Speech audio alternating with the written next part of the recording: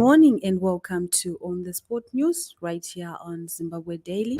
My name is Grace Kajke and I will be reading the news today. Let's take a look at the news making the headlines. Alex Magaisa dies. Nyaradzo dismisses wrong body expatriation story. Exam fees, recipe for disaster. Government losing Zimbabwean dollar war. Zimbos against war veterans compensation. Net1 partners aggregators selling their 100% electronic airtime. And in sports news, Dimbare Thrash Caps United.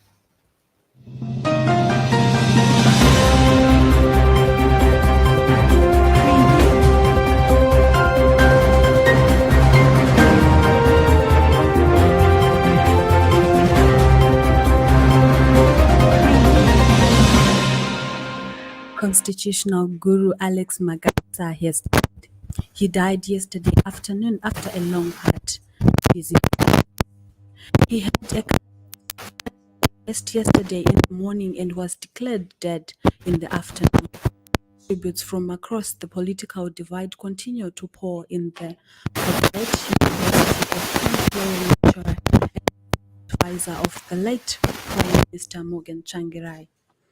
Alex Magaisa was widely respected as a sober critic, with his weekly Big Saturday Red (BSR) gaining recognition with diplomatic work politicians who had differed with him on policy and political matters. Government officials and religious leaders paid homage to the men described by the youth within opposition Citizens Coalition for Change (CCC) as a giant. So rest in peace. Funeral assurance company Nyaradzo Group has dismissed fake and malicious news that it had expatriated the wrong body to America last week. Nyaradzo had been accused of expatriation of a black corpse instead of a white one to an unnamed destination in America, within the article in question quoting an anonymous disgruntled employee of the alleged dead man.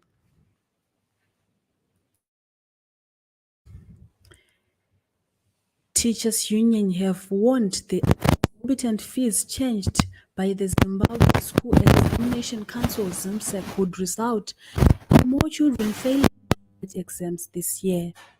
Last week, ZIMSEC announced that Grade 7 examination fees will be $10. Ordinary level exam fees were set at $11, while advanced exam fees were set at $22. The exam fees are payable in local currency at the prevailing official bank rate on date of payment.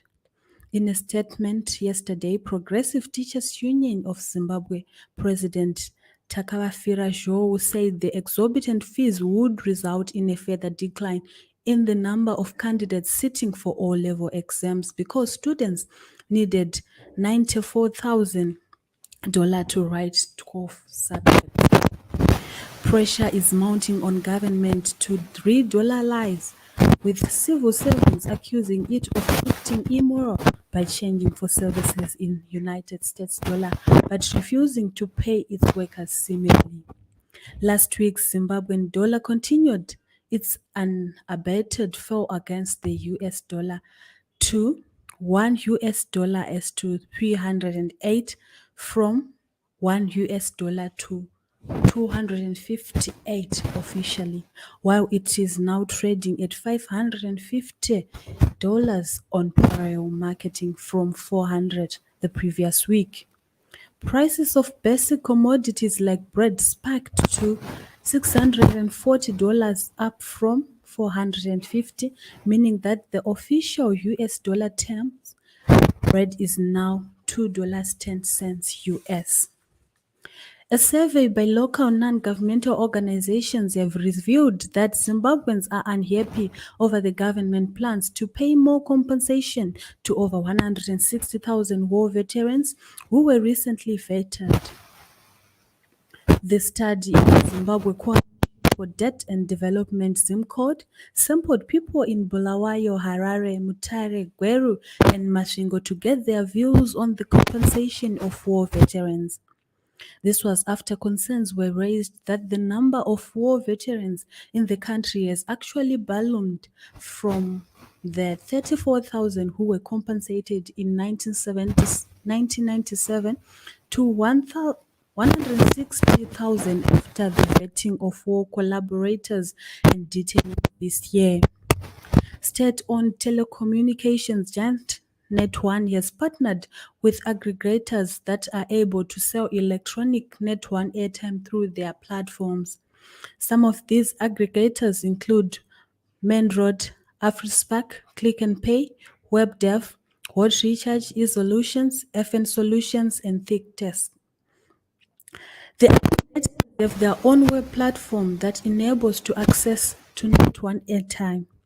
Net1 is developing customers acquisition and retention strategies that accelerate growth and strengthen customers' relationships. We will cross over to sports news.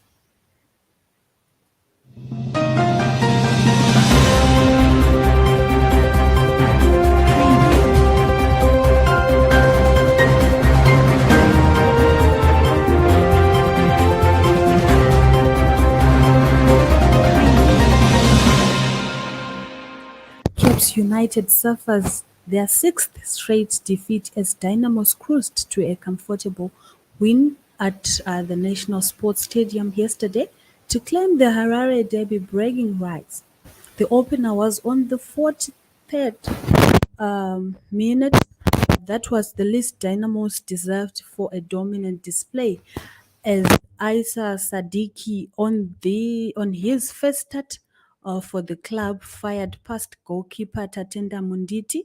Ralph Kawandera slid in to double the advantage on the 52nd minute before a header from Frank Mukarati with 2 minutes remaining put the icing on the cake for the Tonderai Ndiraya coached side, which chose the big stage to produce arguably their best performance on the season. And in other news, Grace Mugabe's first husband has died.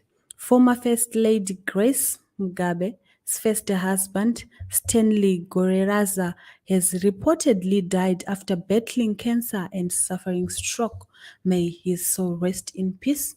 And to end this news bulletin, we will look at the main headlines once more.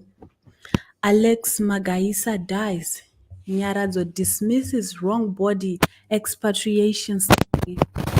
Exam fees recipe for disaster. Government loses dollar war. Zimbos against war veterans compensation. Net1 partners operators selling their 100% electronic airtime. And in sports, Timbari thrash Caps United.